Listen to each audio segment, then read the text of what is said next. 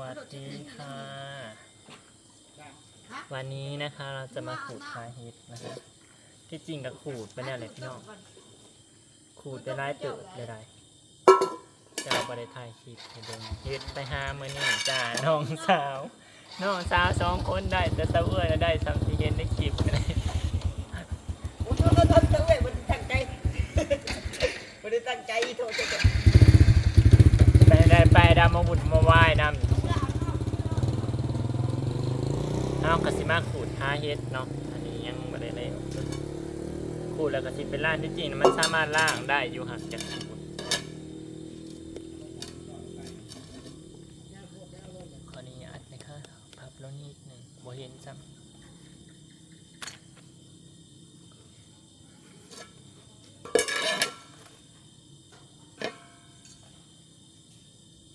ขูดคาเฮ็ดนำการเฮ็ดดอก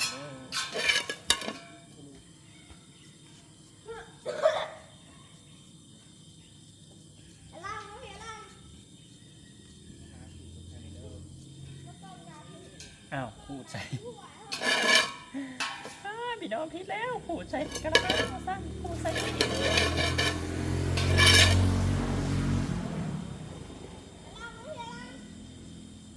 พี่ฮาเฮ็ดกระไดเฮ็ดช้อนซ้ำดอกน้องสาวสองคนน่ะเห็นแต่เขาน่ะบ่ได้ยินเขาบ่ได้ถือโทรศัพท์ไปก็เลยบ่ได้ไปถ่ายคลิปให้เบิ่งซ้ำพี่น้องแต่เห็นเด็กแต่ในคลิปทำที่นู้เก็บอะไรได้ช้อนซ้ำดอก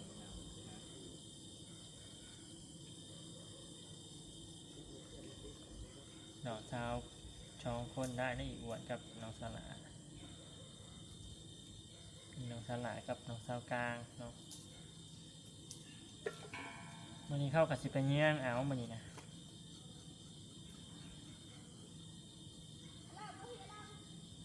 สางคุมไหวสางย่างไหวแล้วสิไปเงี้ยงเฮ็ดกับกำลังออกพี่น้องเอ้ยกำลังงานเฮ็ดกับบอกว่าเฮ็ดกับกำลังงามยับกล่องมาดิ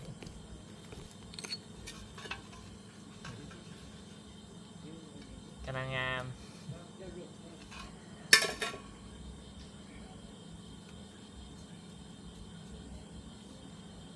เฮ็ดกำลังเริ่มออกไม่อาซินสิไปเงี้ยอีกบ้างมัน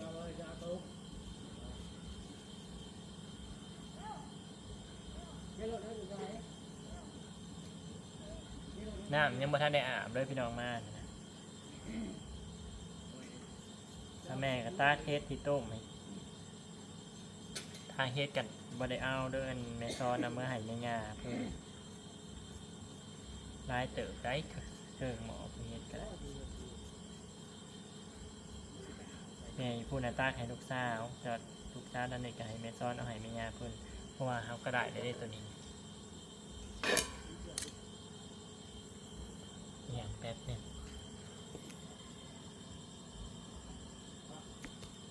ไปเสร็จมาผู้ได้เสร็จมา เมื่อวานนี้ถึกเลขบอกค่าเมื่อวานนี้จากโมงมื้อนี้เลขลาวเด้อครับพี่น้องเลขลาวออกไปมั้ยถ้าซื้อกับบ่ทันแล้วมันจะออก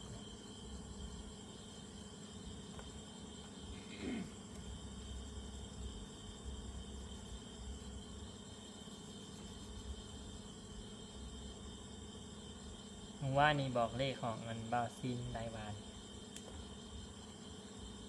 204นะคะให้ตัดเอาเด้อวะ200240044224พอได้ซื้อก็ถือพอได้บ่ซื้อก็บ่ได้เสียดายซื้อ42ออก52นะพี่น้องวัน352โอ้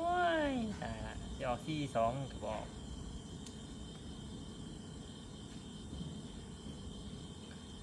ค่าสั้นกับ24เนาะ324ก็ได้เนาะนี่ไงก็204ไปเลย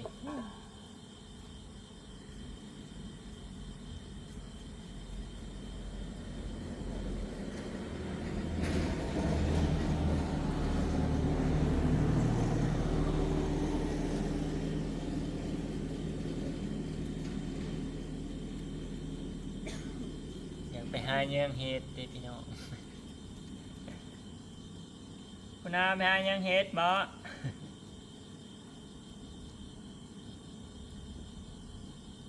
คุณอาบอกว่ายกโครงขาวแล้วยอมแล้ว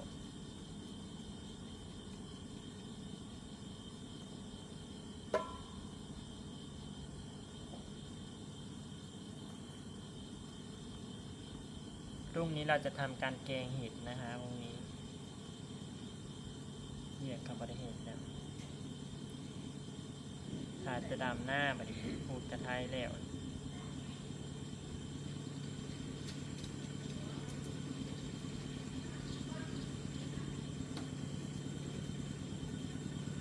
ที่จริงนะแช่น้ำแล้วขูดออกไว้ครับบริเทศเนาะคล้ายๆกินใช้เบิ่งซื้อขูดน้ำนะลูกออกเพราะมันเป็นดินทรายเด็ก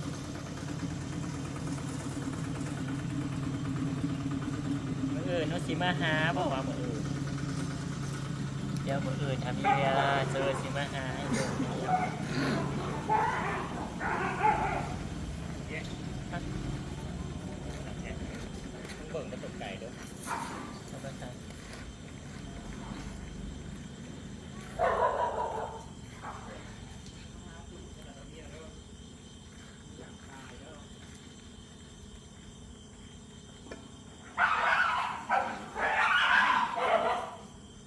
อีหยังของสูบะมาชุมนี่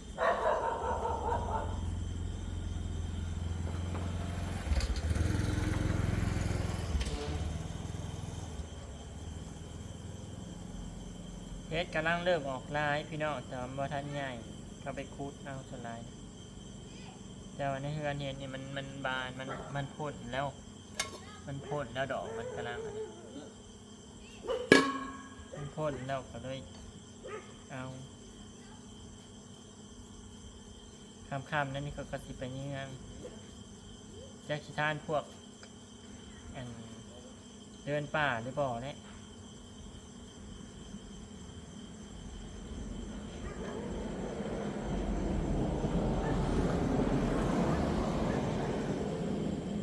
ไปเยี่ยงกันย่าได้พี่น้องก็ย่านั่นทหารมีทหารได้พี่น้องชาวบ้านทหารแต่เขาชิโดชิยากลายเป็นเจ้าที่แล้วทหารบางทีเขาก็เห็นเป็นควายบางทีก็เห็นเป็นทหารย่าง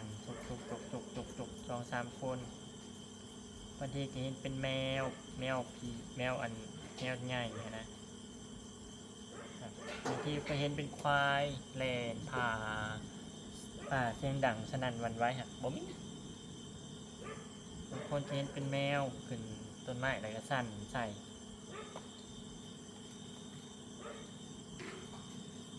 แมวใส่สั่นต้นไม้ใส่เนาะมันสิมีเนาะบางคนก็เห็นเป็นทหารพี่น้องทหารเก่าเพราะว่าแถวนั้นมันมีหลุมอาจจะเป็นหลุมฝังหรือเปล่าลุงก็บ่รู้เพราะว่ามันมีเศษไม้กับบางคนก็เจอลายในเฮือนเนี่ยก็เห็นตลอดบ่ได้ชนน้ำคาดอกเขาอยู่ของเขา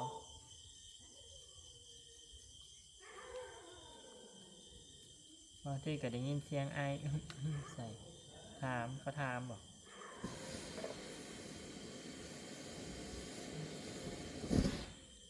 โอ้ยมันก็บ่แตกใส่ตาเพิ่นนี่เนาะงั้นเขาเห็นดอกนี้ก่อนเขาจะเห็น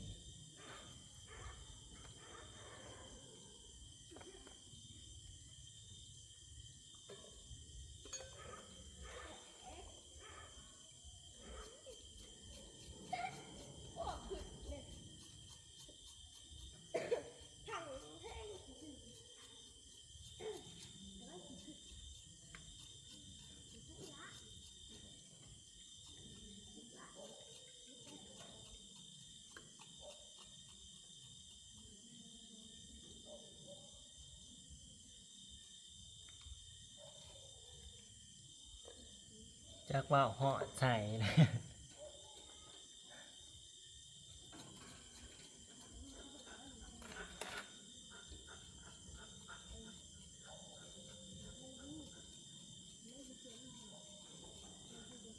อยากไปหาเงี้ยแถวไกลๆทีเดียวเนาะมีบ่วะ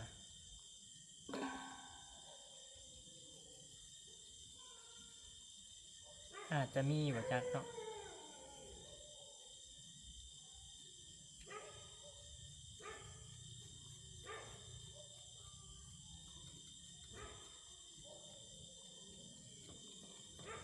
เก็บเพชรจะม่วนพี่น้องก็ได้เก็บถ้าบ่ได้เก็บก็เมื่อยคันเห็นกับม่วนแล้วได้เก็บเพชรดอกหนึ่งสองดอกกับม่วนกันเห็นตลอดกันขันยางไปเราไปเห็นเนี่ยโอ้ยลอยแข่งลอยครับขารุ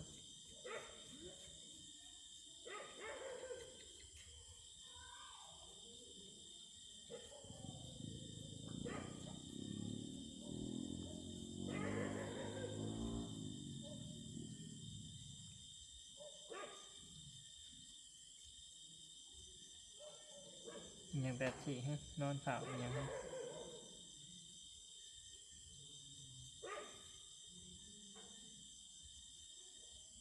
เดี๋ยวให้เบิ่งก่อนพี่น้องเลยว่ามีแฟดหนาเนาะนี่เฮ็ดก็ได้ตัวขูดจะมาแล้ว